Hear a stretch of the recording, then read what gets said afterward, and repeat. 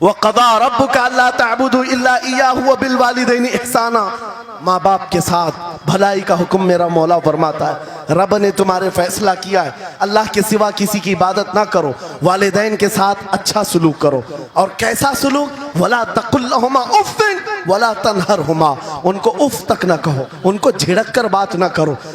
نوجوانوں یاد رکھو، جس دن تم نے اپنی ماں یا اپنی باپ کو الٹا جواب دینا شروع کیا، اس دن سے تم پر رزق کے دروازے بند ہو جاتے ہیں، برکت کے دروازے بند ہو جاتے ہیں۔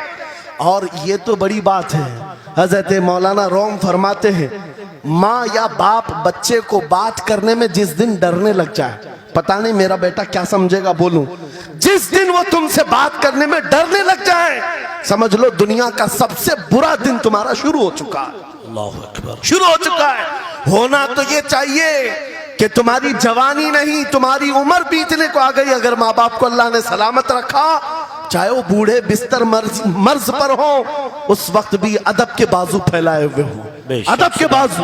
آپ کو پتا ہے صحابہ اکرام بیٹھے، میرے آقا صلی اللہ علیہ وسلم، ایک خاتون آئی، رسول کھڑے ہو گئے، اپنی چادر بچھایا، اس خاتون کو بٹھایا۔ صحابہ کہتے ہیں ہم نے ایک خاتون کو، آئی ہوئی خاتون کو اتنا ادب کرتے ہوئے رسول اللہ کو پہلی بار دیکھ رہے تھے۔ وہ خاتون آئی، بیٹھی، مسکرائی، باتیں کی اور چلی گئی۔ صحابہ نے پوچھا یا رسول اللہ اس خاتون کا ادب کیا ہے؟ میرے آقا فرماتے ہیں یہ میری دائی، میری دودھ پلانے والی ماں حلیمہ سعدیہ، پیدا ہوئے نہیں، دودھ پلائی ہوئی ماں کا یہ ادب میرے نبی نے سکھایا۔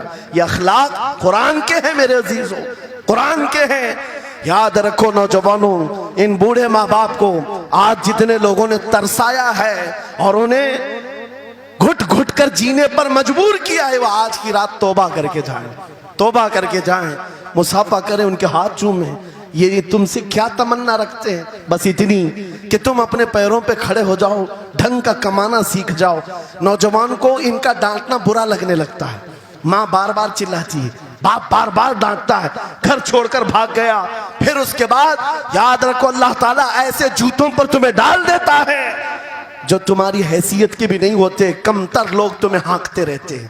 اس سے بہتر ہے ہمیں پیدا کی ہوئی ماں، ہمیں دودھ پلائی ہوئی ماں اگر ڈانٹتی ہے، کوستی ہے، مارتی ہے، یہ نعمت ہے۔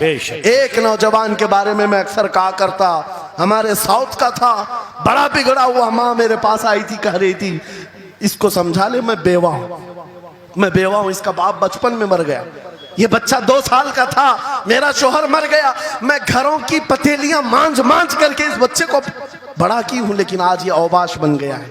بدماشوں کی دوستی۔ میں نے اس نوجوان کو بلایا تھا، اپنے قریب کیا، سمجھایا، اللہ نے اس کو سمجھ دے دی۔ وہ لڑکا تھوڑا بہت سیدھے راستے پر آیا اور بنگلور گیا تھا کمانے کے لیے۔ میں نے کہا نوکری کر، تیری ماں کچھ نہیں چاہتی، وہ زندگی تو گزار چکی، اپنے ہاتھوں سے کمائی ہے، بس یہ چاہتی ہے کہ تیری کمائی کا ایک لقمہ کھا لے۔ اے نوجوان، کیا اپنی ماں کو اتنا بھی سکھ نہیں دینا چاہتا؟ گیا تھا کمانے کے لیے۔ میرے عزیزوں آج بھی وہ موجود ہے، آج بھی ہے۔ وہ کمایا، مہینہ بھر گزرا تھا یا 2 مہینے ہی، اپنی تنخواہ لے کر کے وطن واپس آیا۔ اپنے گھر کے پاس جس دن وہ پہنچا تھا، گھر کے باہر بہت بھیڑ جمی تھی۔ لوگوں سے پوچھا اس نے تو پتا چلا اس کی ماں آج ہی صبح انتقال کی۔ اللہ اکبر۔ وہ پیسوں کی گڈی لا کر کے جو کمایا تھا 1 مہینے 2 مہینے کی تنخواہ ماں کے قدموں میں رکھ دیا۔ بہت رویا۔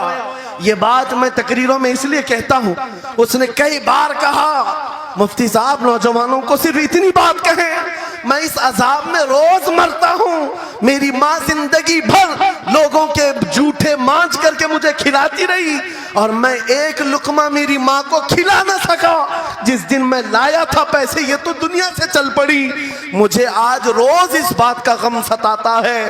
آپ نوجوانوں سے خطاب کرتے ہیں، کم سے کم ان سے کہہ دیں کہ تمہارے ماں باپ زندہ ہیں، ہوش میں آ جاؤ، اپنے ہاتھوں سے ان کو کھلا تو سکو، ان کے ہاتھ پکڑ کر چلا تو سکو، اس لیے کہ دنیا کی عظیم نعمت ہے جس کا باپ زندہ ہے، جس کی ماں زندہ ہے، اس کے حق میں وہ دعا کر لیں۔